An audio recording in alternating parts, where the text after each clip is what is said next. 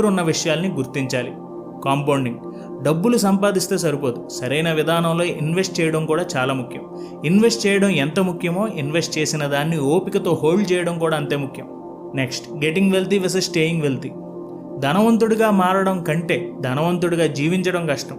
డబ్బు అంటే లగ్జరీగా బ్రతకాలి అని అనుకోవడం కాదు. అనవసరమైన విషయాల కోసం డబ్బులు ఖర్చు పెట్టడం కంటే మిమ్మల్ని ఇంప్రూవ్ చేసే స్కిల్స్ కోసం మీరు ఖర్చు పెట్టడం చాలా మంచిది. అవసరాలను తీర్చుకోండి, అనవసరాలని కాదు. Nothings free. ఈ ప్రపంచంలో ఏది ఫ్రీగా రాదు. ఫ్రీగా వస్తుంది అంటే దాని అర్థం మీ సమయాన్ని ఖర్చు పెడుతున్నారు అని. మీ విలువైన సమయాన్ని సరైన విధానంలో ఖర్చు పెట్టడం వల్ల ధనవంతులుగా మారగలుగుతున్నారు.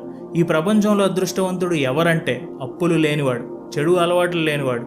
సో డబ్బు విషయాల్లో ఆచి తూచి అడుగు వేయడం చాలా మంచిది. సో ఇది ఫ్రెండ్స్ ఈరోజు వీడియోలో మీకు బాగా నచ్చిన పాయింట్ని నాకు కింద కామెంట్స్లో తెలియజేయండి. Thank you so much for watching our videos. జై హింద్.